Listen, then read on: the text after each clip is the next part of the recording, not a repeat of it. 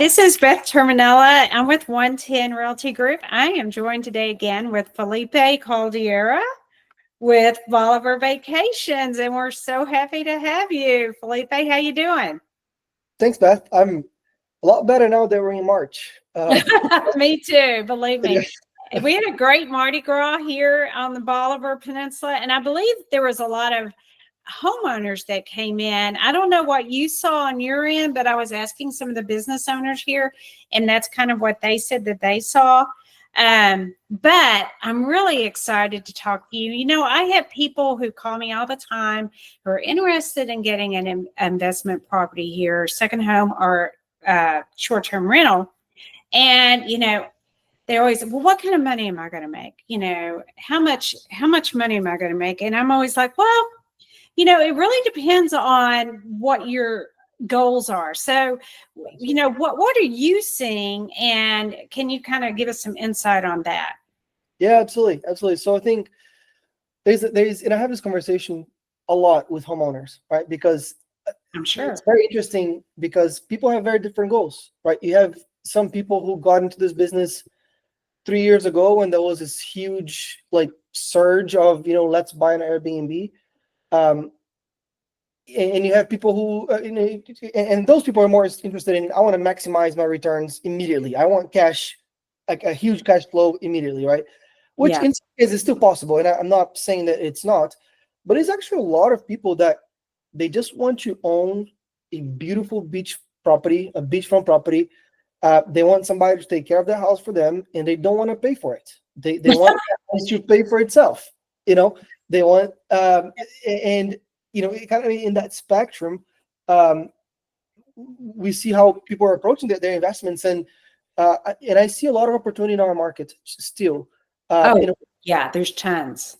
It's definitely harder than it was, and there's no way to like beat around the fact that it's harder to make money today than it was, let's say, 2022. Interest rates was half of what it is now. I think we could say that across the board in any industry. It's harder today. Exactly. So like it's there's no way to avoid that. However, there is still plenty of opportunities. You know, especially for the folks that, like I said, want to have you know, good returns. They want a house that pays for itself. They want to enjoy, you know, a house that they can enjoy whenever they want, and when they're not enjoying, the house makes money for them. So when you say they want to come, they can enjoy it when they want to, but also it pays for themselves. Do you mean it's paying for those, the taxes, the insurance, and the mortgage payments? Exactly. That's what. Oh, wow. Okay. Yeah. So you would pay for basically all their month expenses. In many cases, people still make money. People still make a cash flow at the end of it, right? I'm by no means saying it's impossible, but I think it's more on a case-by-case basis. Like, okay, if you're with a homeowner that has a beachfront property, and a homeowner that is willing to, you know, offer extra amenities. I think we talked about this last time. I'm seeing pool, and I know pool is not it's not cheap to add a pool. It's not easy to do down here. It's not. But the owners, you know, I'm using pool as an example, but think about many other, there is hot tubs, there is game rooms, there is lots of other things you can add. But you still see people making significant amount of money with this beach properties, especially, again, the ones with amenities and the ones that are beachfront. Okay. You know, a lot of the people that came in 21, 22, and 22 is the height of it all. They overbought. And do you think that those people are still capable? I guess depending on the scenario, of what they really paid for it. I mean, you know, I would try to counsel people, what are your goals? If your goal is to be able to come down and enjoy that investment instead of letting it sit inside your stock market portfolio, then this is a great investment. And that's the way I try to approach it with clients. But I always refer to the experts when they ask me, oh, how much money can I make on it? Yeah, and we do offer, by the way, we offer free income estimates, and we look at. Oh, I didn't know that. Yeah. Okay. We look at the house. You offer. I'm sorry, I talked over you. Oh, no. I'm just saying, if somebody has more specific questions, they want to know, you know, here's my beach house, my address, how much money can I make, right? And we'll look at the houses specifically, you know, how big is it, what where is it located, what kind of amenities is it, and even offer the I'll say the free service of saying the house as is, we expect it to make about this much, but with these updates or improvements, we expect it to make this much more. Okay. So that analysis is something we help homeowners with as well. And when you do that and you give those people those ranges of numbers, do you ever go back and check and say, oh yeah, I was right on? Yeah, no, absolutely. And I love that question because I try to be very data driven with that answer. And, I'm not just kind of, pulling a number and saying, I think it's going to make this much, right? So the actual process that we follow is we have access to the data for the market as a whole. So I look at the last 12 months and I see, let's talk about a four-bedroom property, for example. I can see what did if we're in the middle of the market, if you did it better than half of the 4 bedrooms in the market, you made this much. I'm going to use, for the sake of easy numbers, let's use 50,000. Let's say that if you did better than half of the 4-bedroom house, you did 50,000 revenue. If you did better than 75% of homes, you made 80. If you did better than 90% of homes, you make 125, right? So I have a pretty good idea of where a house should follow in that range between the top 50, 75, 9th percentile. And one thing that is very difficult for us to control is how the market behaves, right? The market is going to behave as a whole with very little impact from us.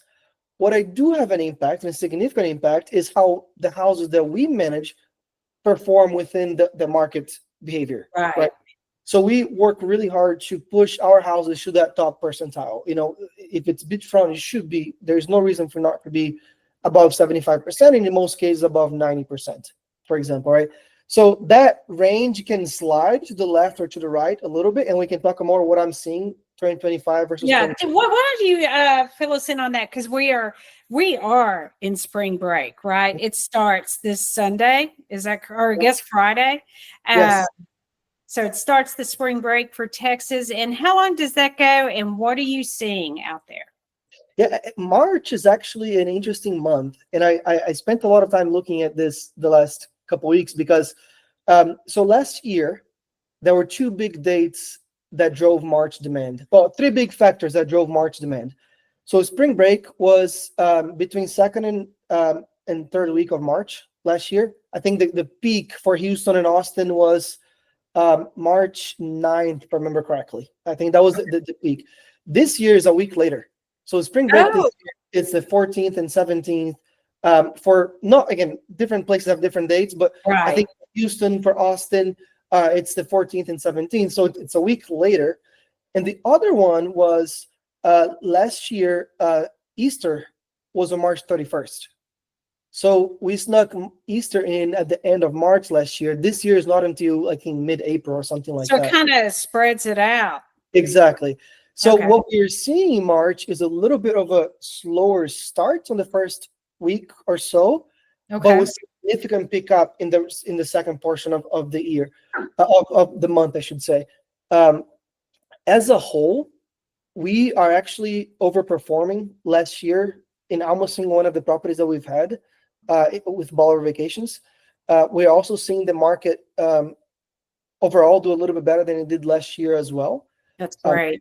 I think last time we talked, our last conversation, I talked a little bit about how, as a whole, economists think that the short-term rental industry this year is going to be a stabilization year, which is we're not going to decline. Last year was a decline. It was a decline. Yeah. Yeah. They expected that, as a whole, industry experts are expecting that this year is stabilizing to go back to growth next year. Yeah. I'm actually betting that our homes and our market is going to be a rebound year this year.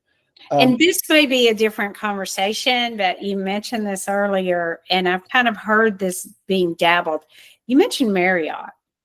And what is this a whole new conversation? Can you give us a sneak peek on what that is? Yeah, absolutely. And I'll give you the context on that, right?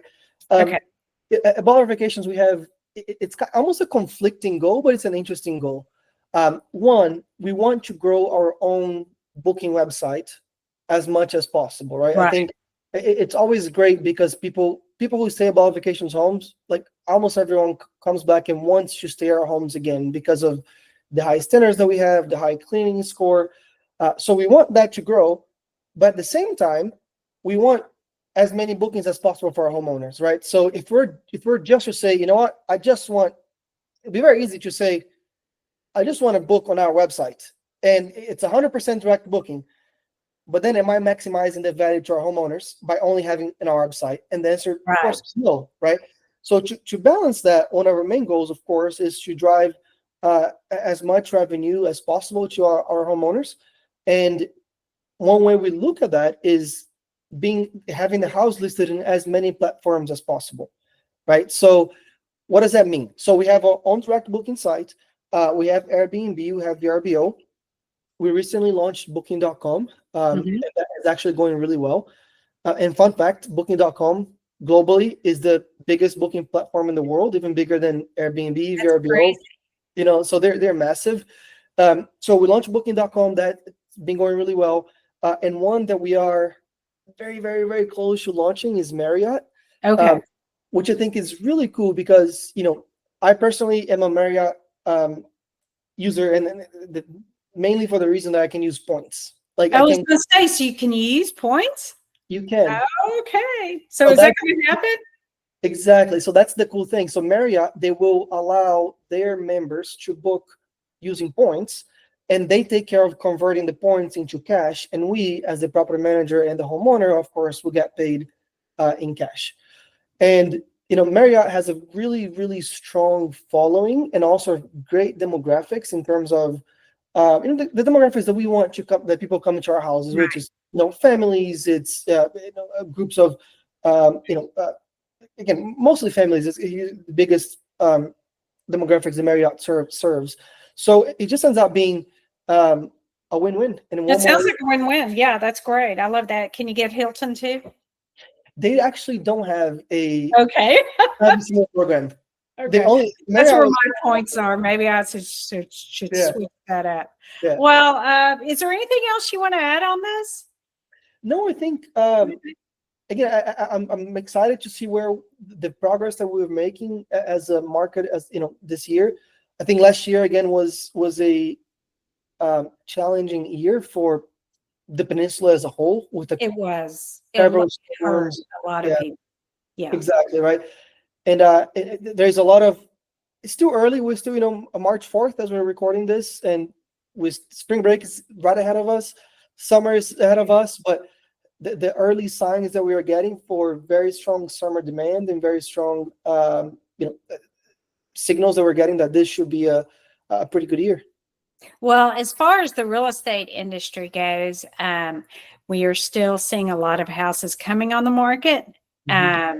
The prices are softening. So if you have any investors out there that are considering, you know, now's the time, because I don't know when, if we're at the bottom. I feel like we're at the bottom.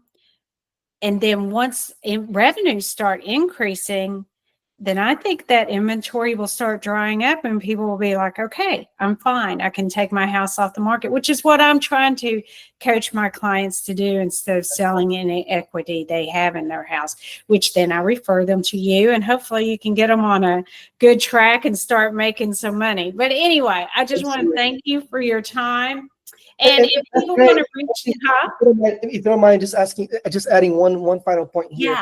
Because, you know, neither one of us has a crystal ball. And you said, it seems like now is the bottom, but there's one, I like looking at overall trends. And there's one thing that makes me very confident about the future of our market as a whole. And I saw this data last week that Houston is the fastest growing large metro in the United States. Yeah. And, you know, if you're in Houston, we're about an hour and a half from Houston. We're not part of Houston, but we're as close as it gets from having a beach vacation when you live in Houston. Yeah, and you can fly into Houston. It has an international airport and be here in an hour and a half. And I was just working on a blog for the chamber. You're 5 hours from Dallas. Yeah. Yeah, Exactly. that's a great drive.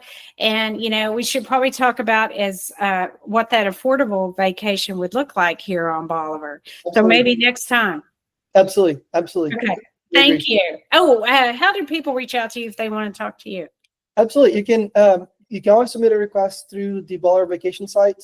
We actually have a team that manages those requests 24/7. They come to me right away as well. Or find me on Instagram.